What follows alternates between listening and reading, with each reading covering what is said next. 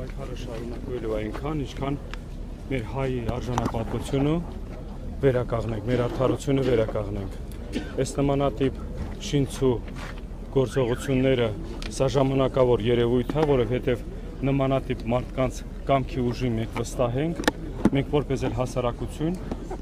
նմանատիպ առաջնորդների կողքիներ կանգնելու ենք մինչև վերջնական հաղթանակին։ Վերջնական հաղթանակը Հայաստանում հայ ապրելու իրավունքները վերականգնելն է, ամրապնդելն է, ներքին թշնամու հետ մենք կհաղթենք ներքին թշնամուն, արդեն կանցնենք արդեն արտաքին թշնամիների հետ այդ process-ները, գործողությունների process-ները կարգավորելու համար։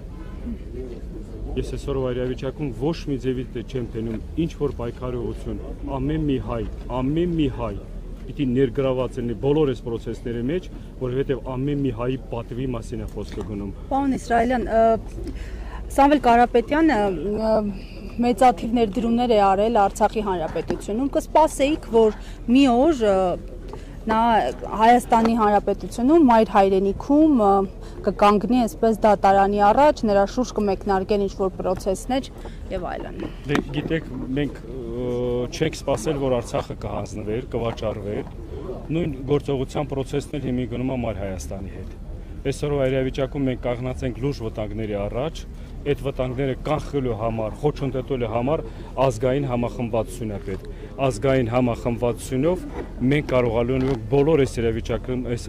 գործողությունների, այս ծանր իրավիճակից դուրս գանք ու հաղթահարենք։ Իշխանություններն ասում են հանուն պետության են գործում։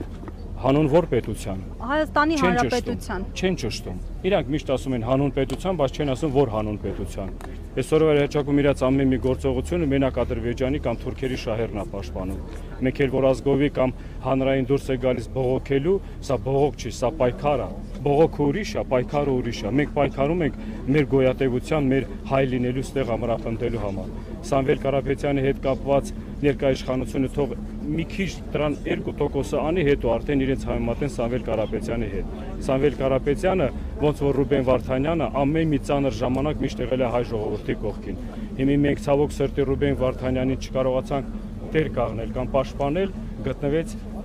Բաքվի բանտում։ Այսօր էլ որ մենք տեր չկանգնենք մեր առաջնորդներին, այսօր էլ իրանք են շարունակական գտնվելու ստեղ մեր մայր հողում բանտում։ Տեսեք, Նիկոլ Փաշինյանը նշում է, որ մեր արցախցի քույրերն ու եղբայրները իրենք պիտի անեն այնպես, որ մնան մայր Հայաստանում, աշխատեն, արարեն եւ դրան զուգահեռել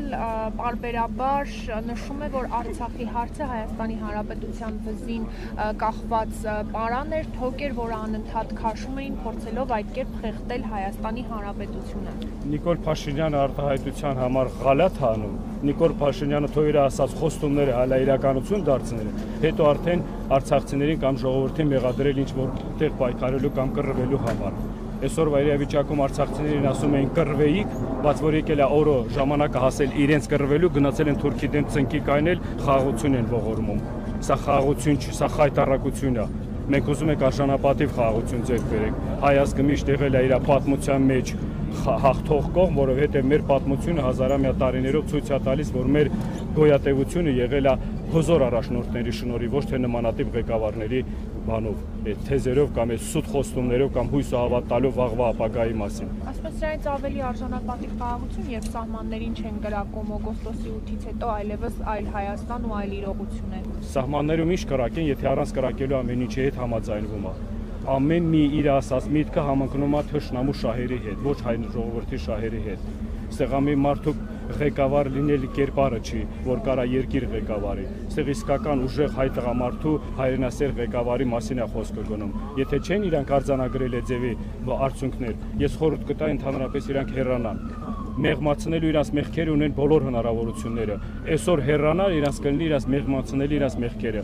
Ոչ պատասխանատվությունից խուսափելը, այլ մեղմացնելու իրենց մեղքերը։ Շնորհակալություն, պարոն Իսրայելյան։